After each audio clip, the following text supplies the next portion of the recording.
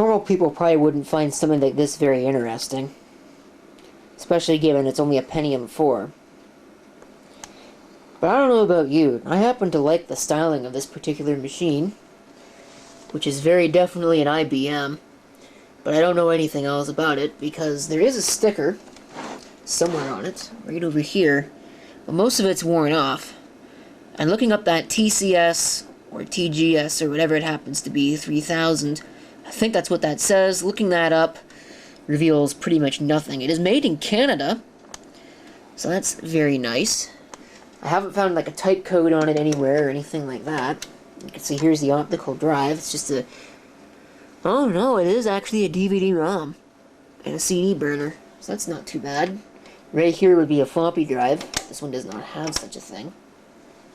Probably could have looked at this right here and saw the DVD logo. I think it's actually designed to be positioned like this, but it would look right at home as a desktop style system.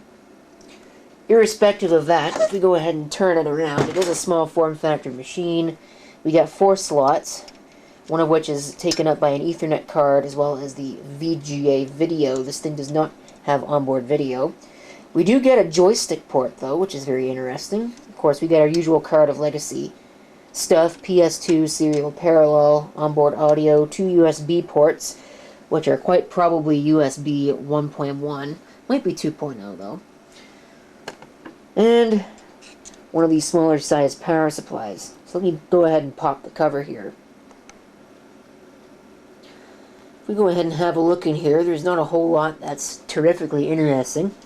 We can see a socket 478 cooler here. And of course, like most Pentium 4s, this one's got the typical bloated capacitor disease. It does use a standard power supply, or at least a mostly standard power supply. It's standard wiring, at the very least. And I know that because I did actually try replacing this power supply with another one because I thought the power supply was bad, but it turns out it was just bad memory. This is probably NVIDIA graphics of some kind. What does it say on it?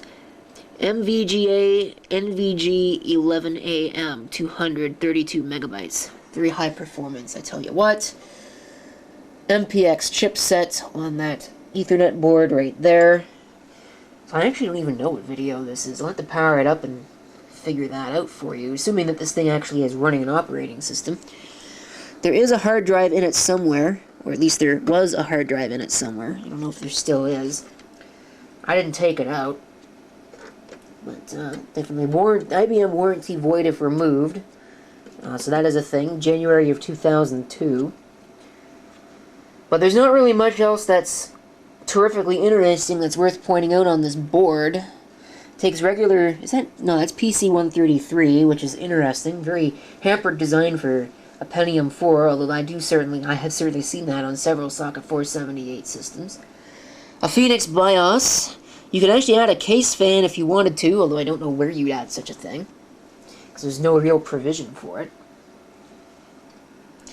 CR2032, which may or may not be any good. And I don't think there's anything else that's really of much interest. I think it's got an Intel chipset, though, because I do see an Intel branded chip right there. That's probably the South Bridge. Which level of ICH South Bridge it is isn't exactly known to me at this particular juncture, but my guess, probably an Intel ICH2 South Bridge. Let me pop the cover back on, and we'll go ahead and give this thing a try. Alright, I'm actually using the front panel USB ports on this one. And I forgot to hook up the power, so we're going to do that live. Well, recorded live, I guess you could say. But here we go. There's the power plug. If I can actually access it. It is now plugged in.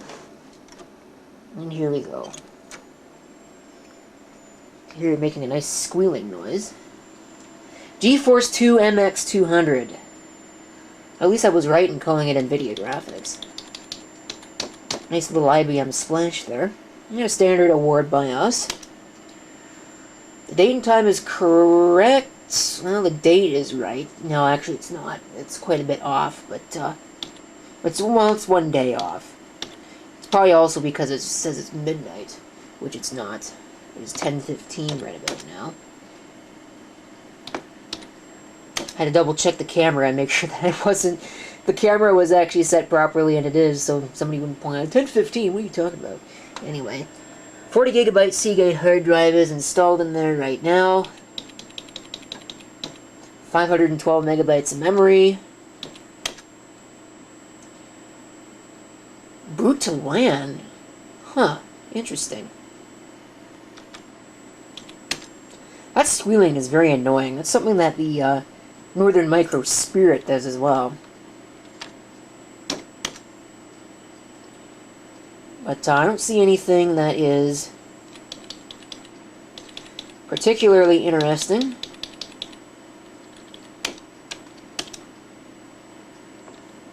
So, power management, PCI, we don't need to deal with that.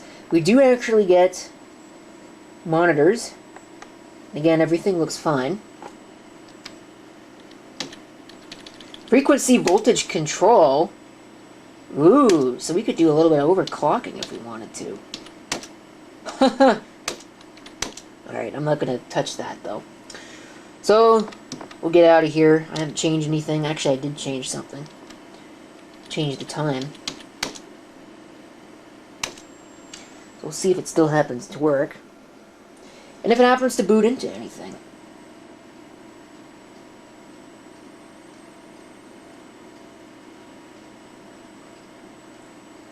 Boot from CD. Aww. Well, doesn't look like there's too much going on here. Well, there isn't really a whole lot further that I can do with this because I don't have my testing CDs with me. Is this optical drive even working? I don't know. Oh, there we go. Really slow to respond.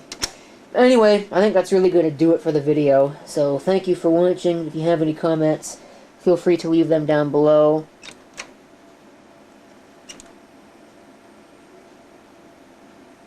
And this is CP666 signing off. And I hope to see you next time. Till then.